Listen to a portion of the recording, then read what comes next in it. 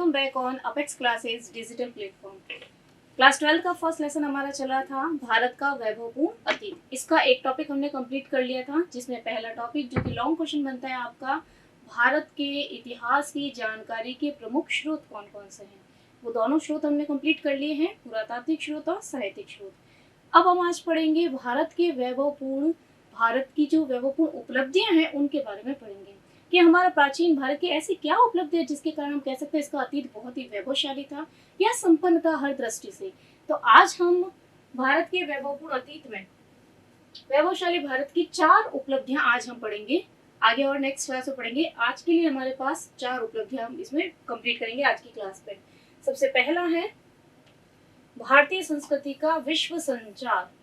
भारतीय जो संस्कृति थी यह केवल भारत में ही नहीं अपितु विश्व के हर देशों में इसका संचार हुआ, प्रचार प्रसार हुआ। कैसे हुआ, कौन कौन से क्षेत्रों तक हुआ, ये अपन पढ़ेंगे इसके अंदर। दूसरी इसकी उपलब्धि थी प्राचीन भारत में नाविक शक्ति, जलयानों के बारे में, नावों के बारे में, समुद्री मार्गों के बारे में इसमें पढ़ेंगे।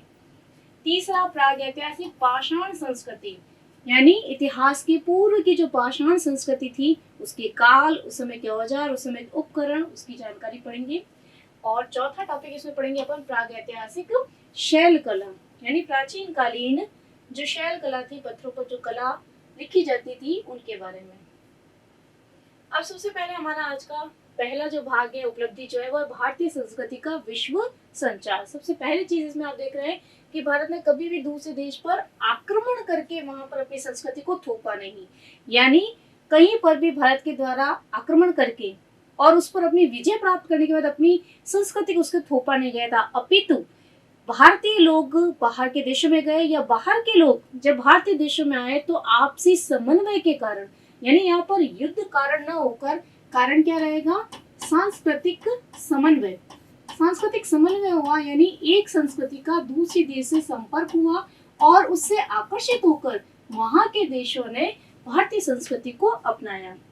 तो सबसे पहली इंपॉर्टेंट हमारी चीज यही बनती है, यही उपलब्धि है भारत की कि भारत ने कभी भी बाहरी देशों पर या दूसरे देशों पर आक्रमण कर उस पर वहां पर अपनी संस्कृति को थोपा नहीं था, अपितु ये जो संस्कृति का प्रचार हुआ इसका प्रमुख माध्यम क्या था, सांस्कृतिक समन्वय प्रमुख माध्यम था। यानी संस्कृति के आदान प्रदान के कारण हमारी संस्कृति जो थी वो बाहर के देशों में फैली या उसका प्रचार प्रसार हुआ। दूसरी चीज है भारतीय संस्कृति की अक्षुणता। अक्षुण का मतलब क्या होता है, कभी ना समाप्त होने वाली, जो कभी भी समाप्त न हो, कभी भी समाप्त या नष्ट न हो, अक्षुण बनी हुई रहती है। श्रेष्ठ तो है ही ये सभी संस्कृतियों से।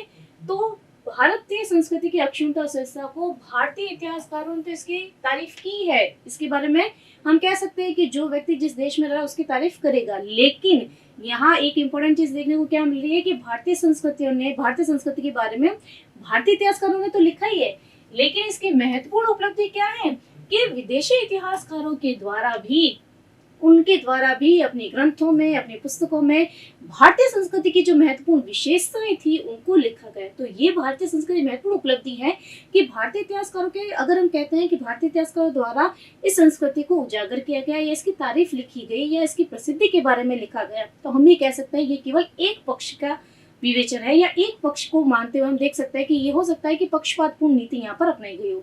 लेकिन ये भारतीय संस्कृति की महत्वपूर्ण उपलब्धि है कि भारतीय इतिहासकारों के अलावा जो विदेशी इतिहासकार थे, जो बाहर से व्यक्ति आए थे या विदेशों में रहने वाले जो लोग थे, उन्होंने भी भारतीय संस्कृति की विशेषताओं को, उनकी खासियत को, उनकी अच्छाइयों को अपने ग्रंथों और पुस्तकों में लिखा।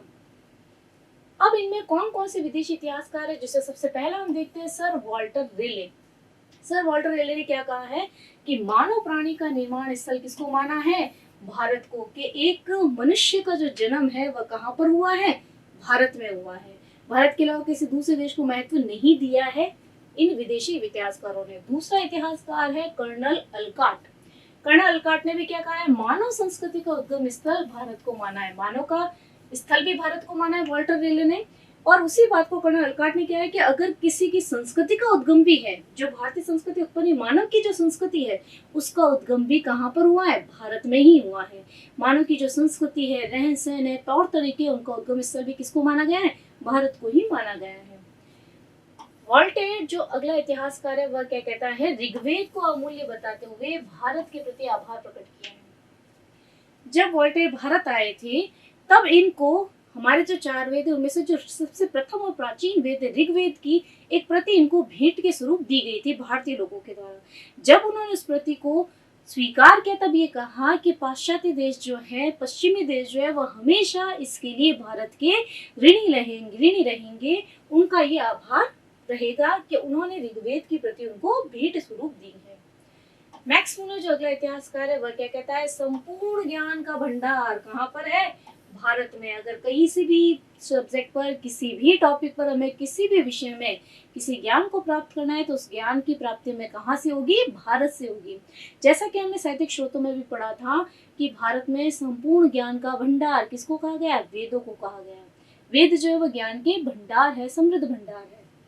तो यहाँ पर मैक्स मूलर का कहना भी यही है कि ज्ञान का भंडार उन्होंने किस देश को बताया है, हमारे भारत देश को बताया है। नेक्स्ट आपका मोस्ट इंपोर्टेंट क्वेश्चन बनता है 1 नंबर का कि अग्नि पुराण में भारत को क्या कहा गया है। तो अग्नि पुराण में भारत को क्या कहा गया है, जम्बू द्वीप कहा गया है। क्रॉस क्वेश्चन या फिर बन सकता है कि भारत को जम्बू द्वीप किस पुराण में कहा गया है, तो अग्नि पुराण में भारत को जम्बूद्वीप कहा गया है। 1 नंबर में मोस्ट इंपोर्टेंट क्वेश्चन है आपका। क्रॉस में दोनों आपको याद करना है। या तो आपसे ये पूछा जा सकता है कि अग्नि पुराण में भारत को क्या कहा गया है, तो आप बताओ कि अग्नि पुराण में भारत को जम्बूद्वीप कहा गया है।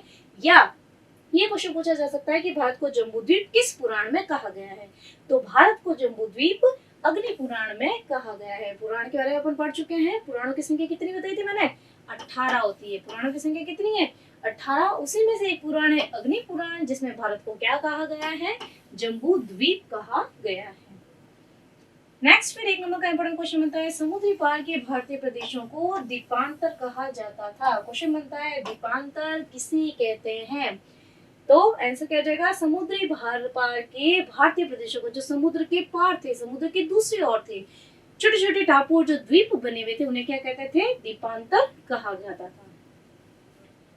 ये हमारी नेक्स्ट उपलब्धि है, भारतीय संस्कृति का विस्तार। अब भारत का विस्तार कहाँ कहाँ तक हुआ, भारत में तो वही था, अब विदेशों में भारत के बाहर कहाँ कहाँ हुआ। सबसे पहला आपको याद रखना है जावा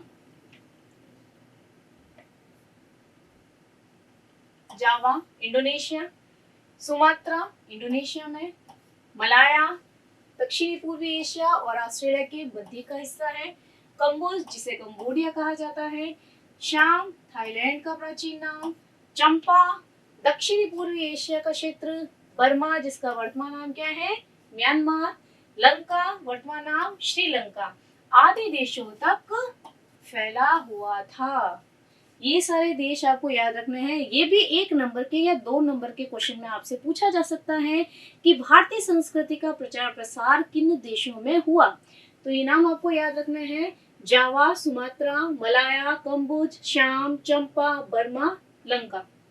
अब यहाँ पर आपको किसी किसी देश के प्राचीन नाम भी पूछ सकते हैं, तो आपको उनके प्राचीन नाम भी याद रखना है। जैसे थाईलैंड का प्राचीन नाम क्या था, श्याम, बर्मा का वर्तमान नाम क्या है, म्यांमार, कंबोडिया का प्राचीन नाम क्या था, कंबोज। तो ये सारे देशों के नाम और उनके प्राचीन नाम भी आपको ध्यान में रखने हैं। इनसे भी आपसे 1 नंबर का क्वेश्चन पूछा जा सकता है। नेक्स्ट टॉपिक, नेक्स्ट लाइन क्या है, भारतीय लोग जल और थल मार्ग से भारत के बाहरी देशों में गए। अब यहाँ पर कि भारतीय संस्कृति का जो प्रचार प्रसार हुआ वह दोनों मार्गों से हुआ। कौन कौन से, जल और थल, यानी समुद्री मार्ग और स्थल मार्ग, दोनों मार्गों से भारतीय लोग बाहर के देशों में गए और भारतीय संस्कृति का प्रचार प्रसार किया। अब वहां पर क्या है, पहला तो दिया हुआ है, बाहर के देशों में जाकर उन्होंने क्या किया, साम्राज्य स्थापन, साम्राज्य की स्थापना की, या तो उस क्षेत्र पर जाकर अपना साम्राज्य स्थापित किया, या वहां के देशों के साथ में वैवाहिक संबंध स्थापित करके भारतीय संस्कृति का प्रचार प्रसार किया। जिसका एक उदाहरण हम देखते हैं, जैसे चंद्रगुप्त मौर्य, जिसने यूनानी जो शासक था सेल्यूकस निकेटर के साथ में युद्ध किया था। उन दोनों के बीच में एक संधि हुई थी, जिसकी संधि की शर्त में एक शर्त क्या थी कि सेल्यूकस निकेटर ने अपनी पुत्री हेलेना का विवाह किसके साथ कर दिया था, चंद्रगुप्त मौर्य के साथ में। तो ये वैवाहिक संबंधों के कारण भी यूनानियों की भारतीय संस्कृति से संपर्क स्थापित हुआ, उनको भारतीय संस्कृति की कुछ विशेषताओं ने आकर्षित किया और उन्होंने भारतीय संस्कृति को अपनाया। ऐसे ही काफी सारे विदेशी शासक भी यहाँ पर आए थे, जैसे शक है, हूण है, कुषाण है। ये सारी बाहरी जातियां भी जिस समय भारत पर आई तो आक्रमण के उद्देश्य से थी, अपने साम्राज्य के विस्तार के लिए आई थी, लेकिन धीरे धीरे ये सारी बाहरी जातियां भी भारतीय संस्कृति को इन्होंने अपना लिया और यहीं पर आत्मसात हो गई या इन्हीं यहीं पर इनका विलीनीकरण हो गया। तो ये कहा जा सकता है कि भारतीय संस्कृति का प्रचार प्रसार तो जो था वो दोनों मार्गों से हुआ, चाहे जल मार्ग हो चाहे थल मार्ग हो, और वहां पर दो कारणों से या दो तरीकों से भारतीय संस्कृति प्रचार प्रसार किया गया। पहला क्या है, साम्राज्य का स्थापना करके, और दूसरा वैवाहिक संबंध स्थापित करके। अब आपके 1 नंबर का फिर क्वेश्चन बनता है, कौंडिन्य ने फूनान संस्कृति का निर्माण किया। क्वेश्चन बनता है, फूनान संस्कृति का निर्माण किसके द्वारा किया गया, कौन था व्यक्ति, कौंडिन्य नामक वीर ने फूनान संस्कृति का निर्माण किया। नेक्स्ट क्वेश्चन फिर बनता है, कंबोडिया कौन सा भारतीय व्यक्ति पहुंचा था, तो कंबोडिया कौन पहुंचा था, कंबू जो है वह कंबोडिया पहुंचा था। नेक्स्ट याद रखना है, श्री विजय ने कहां पर साम्राज्य स्थापित किया था, सुमात्रा में। और क्रॉस क्वेश्चन भी पूछा जा सकता है यहाँ पर कि सुमात्रा में साम्राज्य स्थापित किस भारतीय व्यक्ति द्वारा किया गया, तो कौन था वह, श्री विजय। अश्ववर्मन भारतीय संस्कृति का प्रचार प्रसार करने के लिए कहाँ पहुंचा था, बोर्निया पहुंचा था। बोर्निया कौन सा भारतीय वीर पहुंचा था, अश्ववर्मन। ये सारे नाम आपको याद रखने हैं। कौंडिन्य ने फूनान संस्कृति का निर्माण किया, कंबू ने कंबोडिया का निर्माण किया या कंबोडिया पहुंचा था, श्री विजय ने सुमात्रा में साम्राज्य स्थापित किया, और अश्ववर्मन ने बोर्निया पहुंचा। नेक्स्ट उपलब्धि जो आती है अपनी वह है प्राचीन भारत में नाविक शक्ति। जैसा भी अपन ने पढ़ा था कि भारतीय संस्कृति का प्रचार प्रसार जो था वह जल और स्थल मार्ग दोनों मार्गों से हुआ था। अब यहाँ पर ये प्रश्न उठता है कि जल मार्गों के द्वारा जब देशों से बाहर गए तो उसकी क्या उपलब्धि है जिसके कारण वह आसानी से पहुंच गए, तो हमारे यहाँ की जलयान शक्ति जो थी, नाविक शक्ति जो थी, वह भी अपने आप में भारत की एक महत्वपूर्ण उपलब्धि है। देखो सबसे पहले इसमें दिया हुआ है, प्राचीन समय में जलयान के लिए संस्कृत शब्द नव का प्रयोग किया जाता था। नव शब्द किसके लिए प्रयोग किया जाता था, जलयानों के लिए। नव शब्द कौन सी भाषा से बना हुआ है, संस्कृत भाषा से बना हुआ है। बाद में उर्दू का शब्द नाव का प्रयोग किया जाने लगा, जो कि किसका पर्यायवाची था, नव का पर्यायवाची था। यानी नव की जगह पर जो संस्कृत शब्द था उसके स्थान पर उर्दू शब्द नाव का प्रयोग होने लगा। और अंग्रेजी में नव गति को यानी जलयान को क्या कहा जाने लगा, एक से दूसरे स्थान पर जाने को क्या कहा जाने लगा, नेविगेशन कहा जाने लगा। हजारों वर्ष पूर्व जलयान, अब यहाँ पर जलयान की शक्तियां बताइए कि किस प्रकार वो एक स्थान से दूसरे स्थान पर जाते थे। तो इतने शक्तिशाली होते थे कि वह हिंद महासागर और प्रशांत महासागर, इन दोनों सागरों में कोई भी समुद्री तूफान आते थे उनको आसानी से ये जलयान झेल लेते थे। और इसके साथ ही हजारों यात्रियों को एक साथ इतने बड़े तूफान में भी दूसरे देशों तक पहुंचा देते थे। ये भारत की महत्वपूर्ण उपलब्धि है कि यहाँ के जहाज इतने शक्तिशाली होते थे।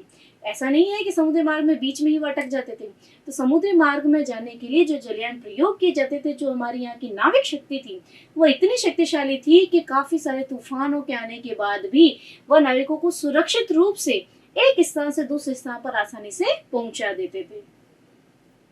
समुद्री मार्गों के तट पर कई विकसित बंदरगाह थे। बंदरगाह समझते हैं आप, बंदरगाह जहां पर एक ऐसा स्थान, समुद्री स्थान, समुद्र के किनारे का स्थान, समुद्री तट पर स्थित वह भाग जहां से किसी व्यक्ति को, वस्तुओं को, माल को एक स्थान से दूसरे स्थान पर समुद्री मार्ग के द्वारा भेजा जाता है।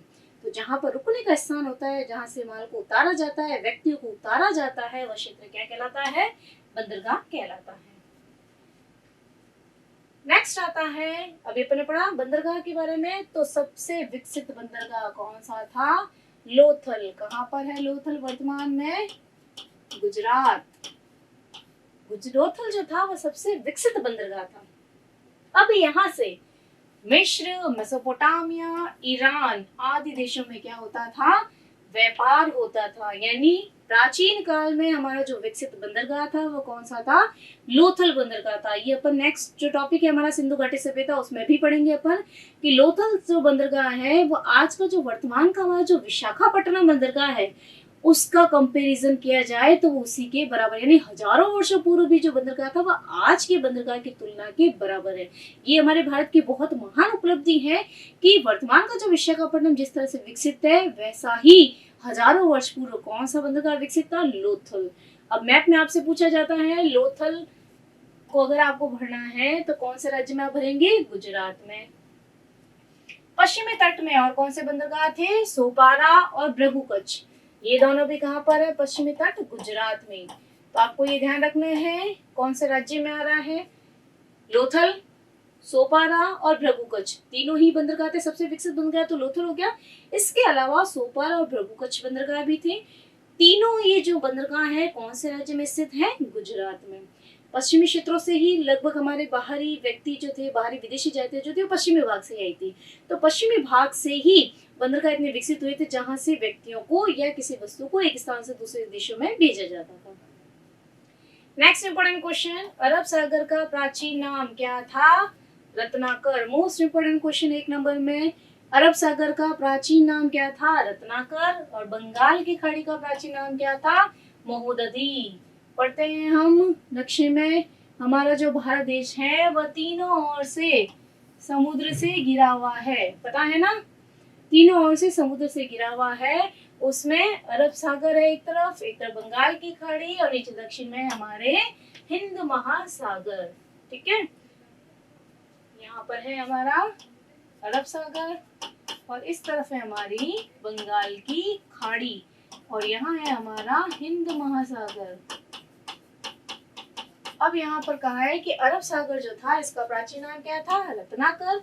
और बंगाल की खाड़ी का प्राचीन नाम क्या था? महोदधी। 1 नंबर के इंपॉर्टेंट क्वेश्चन में आपको ये दोनों क्वेश्चन याद रखने हैं। अरब सागर का प्राचीन नाम रत्नाकर और बंगाल की खाड़ी का प्राचीन नाम महोदधी था। नेक्स्ट इंपॉर्टेंट, युक्ति कल्पत्रु पुस्तक किसके द्वारा लिखी गई? राजा भोज के द्वारा। किसके द्वारा लिखी गई?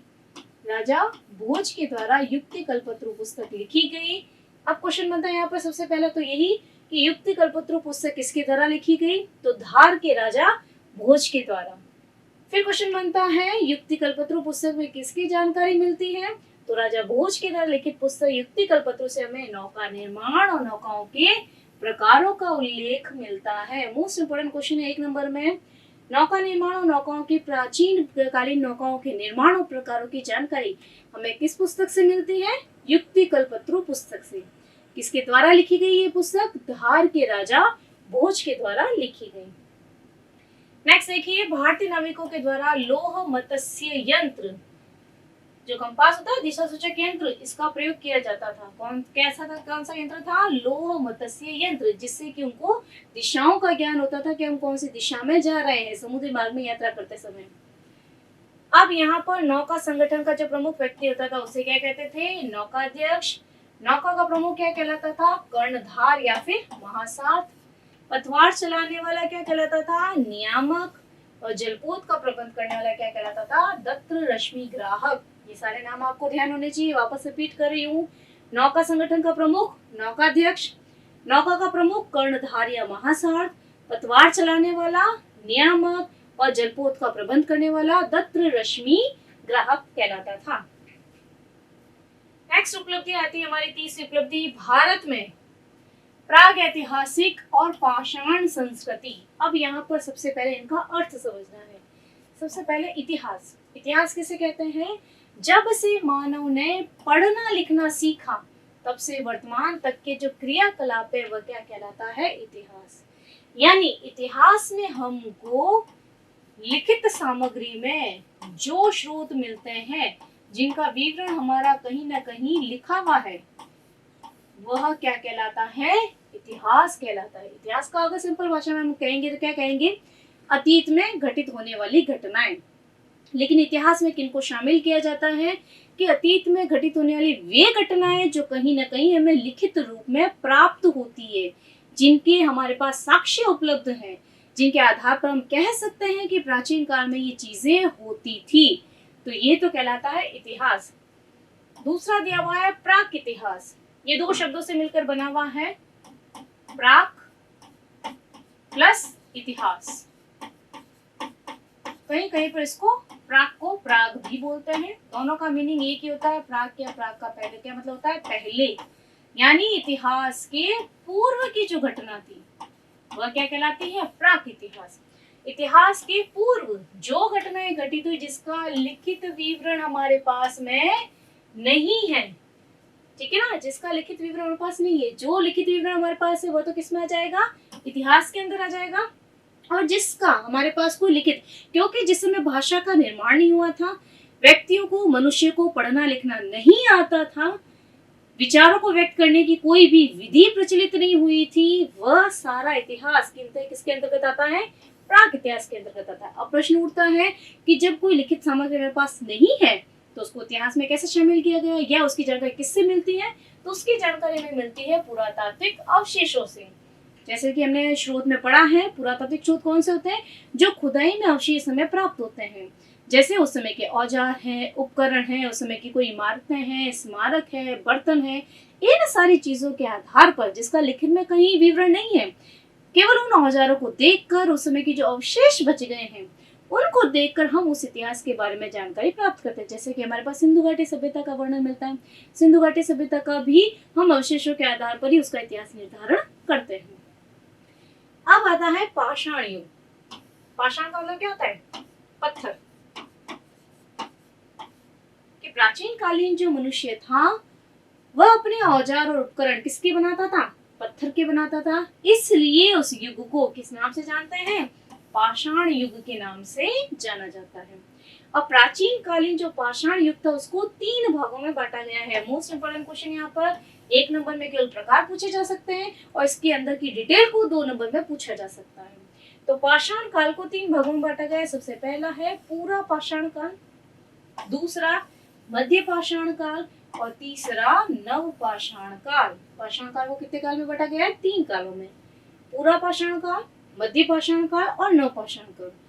पूरा पाषाण काल यानी पाषाण काल से पहले का, फिर पाषाण काल के मध्य का नव पाषाण काल और पूरा पाषाण के बीच का काल मध्य पाषाण काल, और नव पाषाण काल यानी मध्य पाषाण काल के बाद से लेकर अभी तक का जो काल है वह किसमें आता है, नव पाषाण काल के अंदर आता है। अब नेक्स्ट इंपोर्टेंट क्वेश्चन बनता है आपका कि पूरा पाषाण काल, मध्य पाषाण काल या नव पाषाण काल में अंतर बताइए लघुतरात्मक क्वेश्चन में।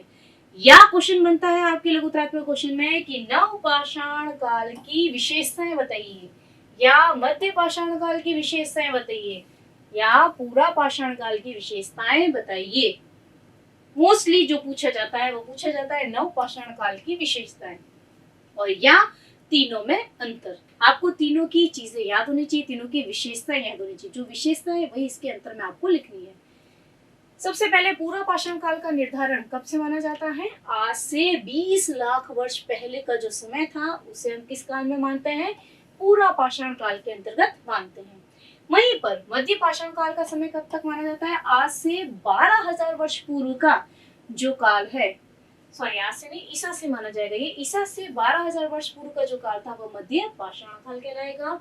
नव पाषाण काल में क्या है, मध्य पाषाण काल के बाद का जो समय है वह किसमें आता है, नव पाषाण काल में। तो तीनों के काल याद होने चाहिए आपको, पूरा पाषाण काल 20 लाख वर्ष पूर्व, मध्य पाषाण काल 12,000 वर्ष पूर्व और नव पाषाण काल मध्य पाषाण काल के बाद का समय। ये तो हो गया इनका काल निर्धारण। अब दूसरे विषय आते हैं कि औजार और उपकरणों से संबंधित। कि पूरा पाषाण काल में जो औजार उपकरण बनते थे वो बड़े और मोटे होते थे, उनका कोई निश्चित आकार नहीं होता था। समझ में आ रहा है कि पूरा पाषाण काल में ज्ञान की कमी थी लोगों में, धीरे धीरे उन औजार उपकरणों के उपयोग करने के बाद में आगे के कालों में उनमें परिवर्तन आने लगा। तो पूरा पाषाण काल में जो औजार उपकरण बनते थे वो बहुत ही बड़े होते थे, मोटे बनते थे और उनका कोई निश्चित आकार नहीं होता था। वहीं हम मध्य पाषाण काल में आते हैं तो उपकरणों का आकार क्या होने लग गया, छोटा होने लग गया। जो मोटे और बड़े होते थे अब उनका आकार क्या होने लग गया, छोटा होने लग गया। वहीं पर नव पाषाण काल में बिल्कुल विकसित अवस्था आ गई यहाँ पर। तो यहाँ के औजार क्या हो गए थे, सुगठित, बहुत अच्छे गढ़े हुए होते थे, चिकने किए जाते थे उनको और उनका एक निश्चित आकार होता था। यानी यहाँ पर पूरी विकसित अवस्था आ गई। यहाँ पर औजारों का जो विकसित रूप है वो हमें देखने को मिलता है। पूरा पाषाण काल में घुमक्कड़ जीवन का मतलब क्या होता है, जो एक जगह टिककर नहीं रहते हैं, एक स्थान से दूसरे स्थान पर घूमते रहते हैं, उनका कोई स्थायी निवास नहीं होता है, वह कहलाता है घुमक्कड़ जीवन। इस काल को पुनः 3 भागों में बांटा गया है। पहला है निम्न काल, दूसरा है मध्य काल और तीसरा है उच्च काल। किसको, पूरा पाषाण काल को 3 भागों में बांटा गया है। मध्य पाषाण काल में क्या हुआ, व्यक्ति शिकार करने लगा और शिकार के साथ साथ में पशुपालन करने लगा और इसके साथ ही कच्ची झोपड़ियों में रहने लगा। यहाँ तो सिर्फ घुमक्कड़ जीवन था, घूमता रहता था, एक स्थान पर टिककर नहीं रहता था, एक स्थान पर गया, कंदमूल फल खाया और दूसरे स्थान पर जाने लगा। जैसे एक जगह पर रह रहा है, किसी जंगल में रह रहा है, वहां पर जितने फल फूल वगैरह लगे हुए हैं, जहाँ पर उसकी आवश्यकता पूरी हो रही है, उन फलों को प्राप्त कर लेता था। अब मानो जैसे उस जंगल में या उस पेड़ से फल समाप्त हो जाते हैं, तब वो खाने की तलाश में क्या करता था, उस स्थान को छोड़ देता था और दूसरे स्थान पर जाकर रहने लग जाता था। तो ये तो था घुमक्कड़ जीवन। अब जब मनुष्य ने शिकार करना प्रारंभ किया, शिकार करके जानवरों का शिकार करने लगा, उनके मांस को खाने लगा और पशुपालन, अपने पशुओं को पालने लगा और उनके द्वारा सारे कार्य करने लगा। और यहाँ पर कच्ची झोपड़ियों में, यहाँ पर स्थायी निवास नहीं है, कच्ची झोपड़ी यानी कुछ समय तक एक जगह पर टिककर रह रहे हैं, फिर कुछ समय यानी यहाँ पर तो बहुत ही कम समय तक इस स्थान पर टिकते थे, यहाँ कुछ निश्चित समय तक इस स्थान पर रहने लगे, फिर उस स्थान को छोड़कर जाने लगे। जबकि नवपाषाण काल में क्या हुआ, पशुपालन के साथ साथ कृषि कार्य प्रारंभ हुआ। महत्वपूर्ण विशेषता नवपाषाण काल की कि पशुपालन तो यहाँ हो ही रहा था, या पशुपालन के साथ साथ क्या था, कृषि कार्य करना शुरू कर दिया। अब कृषि कार्य करने के कारण किसका निर्माण हुआ, कच्ची बस्तियों का। कैसे कि जब मनुष्य को ऐसा लगा कि कृषि कार्य हमें प्रारंभ करना है। अब ये दिमाग में कब है मनुष्य के, पता है, यहाँ घुमक्कड़ जीवन से प्राय कि जिस समय प्रारंभिक समय क्या होते थे, मनुष्य ने जैसे किसी फलों को खाया, अब फलों की जो गुठलियां वगैरह होती थी, बीज जो होते थे, उनको फेंक दिया जाता था। जब वे पुनः वापस उस स्थान पर आते थे, घूमकर अब स्थान तो परिवर्तित होते थे, जब वापस वहां पर फलदार पूरे पेड़ जो फलदार फलों से भर जाता था, तब उनको धीरे धीरे ये महसूस होने लगा कि जो बीज उनके हमारे द्वारा जो त्यागे गए थे, छोड़े गए थे, वहीं पर क्या हुआ, पुनः नए बीजों का, नए पौधों का निर्माण होने लगा। तो जब नए पौधा निर्माण, तो उनके दिमाग में किस चीज की बात आई, कृषि कार्य करने की, कि हम खेती बाड़ी करके भी, कृषि कार्य करके भी एक स्थान पर रह सकते हैं। अब यहाँ पर कच्ची बस्तियों का निर्माण कैसा है, अब ऐसा तो नहीं है कि आज हमने बीज बोए और कल फसल उत्पादित हो गई, ऐसा तो संभव नहीं है ना। तो इसके लिए क्या करते थे कि कृषि कार्य में बीज बोने से लेकर उसकी कटाई तक का जो समय होता था, उसकी पूरी देखरेख करने के लिए व्यक्ति को उस स्थान पर रहना आवश्यक होता था। ऐसे में मनुष्य ने क्या किया, अपने खेतों या क्षेत्रों के पास ही कच्ची बस्तियों का निर्माण किया और वहां पर रहना प्रारंभ किया। मतलब यहाँ पर एक स्थायी जीवन जो था वो यहाँ पर प्रारंभ हो गया था। ओके, ये लघुतात्मक क्वेश्चन में आपका मोस्ट इंपोर्टेंट क्वेश्चन बनता है। ठीक है, नेक्स्ट आता है अपने सबसे लास्ट, चौथी जो उपलब्धि है वह है प्राग ऐतिहासिक शैल कला। शैल कला का मतलब क्या है, पत्थरों पर, दीवारों पर जो कला की जाती थी, जो चित्र उकेरे जाते थे, उनको शैल चित्र कहते थे। उन पर जो कला की जाती थी, अब पत्थरों से जैसे मूर्ति कला भी, मूर्ति भी बनी जा सकती है, उनसे औजार भी बनाए जा रहे हैं पत्थरों से, उन पत्थरों पर कुछ लिखा भी जा रहा है, वह सारी किसके अंतर्गत आती थी, शैल कला के अंतर्गत आती थी। अब इसमें देखो अपना एग्जाम्पल दिया हुआ है, शैल चित्र किसे कहते हैं, एक नंबर का मोस्ट इंपोर्टेंट क्वेश्चन बनता है, शैल चित्र क्या है। तो गुफाओं की छतों और दीवारों पर बनने वाले चित्र क्या कहलाते हैं, शैल चित्र। ये मैंने आपको लास्ट क्लास में भी बताया था कि मनुष्य जिस समय गुफाओं में रहता था, उस समय वह अपने भावों को और विचारों को व्यक्त करने के लिए वहां की दीवारों पर, जिस स्थान पर रह रहा है वहां की दीवारों पर चित्रों को उकेरता था, चित्रों को बनाता था अपने विचारों को व्यक्त करने के लिए। तो उन चित्रों को क्या कहा जाता है, शैल चित्र, यानी पत्थरों पर या दीवारों पर बनने वाले चित्र। अब राजस्थान में शैल चित्र कहाँ कहाँ मिलते हैं, चंबल नदी घाटी क्षेत्र में, जयपुर में, अलवर, कोटा, बाड़ा, चित्तौड़गढ़ आदि स्थान पर क्या मिलते हैं, हमें शैल चित्र मिलते हैं। तो राजस्थान के क्षेत्र आपको याद रखना है कि राजस्थान में किन किन स्थानों से शैल चित्रों के प्रमाण मिले हैं। तो कौन कौन से हैं, चंबल नदी घाटी क्षेत्र, जयपुर, अलवर, कोटा, बारा और चित्तौड़गढ़। अब राजस्थान के बाहर आता है मध्य प्रदेश, मोस्ट इंपोर्टेंट, कई बार पूछा जाता है, कल भी बताया था मैंने, भीमबेटका गुफा जो है वह किसके लिए प्रसिद्ध है। तो भीमबेटका गुफा जो है वह शैल चित्रों के लिए प्रसिद्ध है। यहाँ की गुफाओं में दीवारों पर जो चित्र बने हैं उसके लिए भीमबेटका प्रसिद्ध है। कई बार मैप में आपसे भीमबेटका जगह पूछी जाती है, भीमबेटका कहाँ पर है, एमपी में, मध्य प्रदेश में। पचमढ़ी की गुफा भी एमपी में, भोपाल, विदिशा, सागर, ये सारे क्षेत्र कहाँ पर हैं, एमपी में। देखो एक तो स्टेट आ गया अपने राजस्थान के क्षेत्र बता दिए, दूसरा मध्य प्रदेश के, तीसरा और अंतिम है हमारा उत्तर प्रदेश, यूपी में।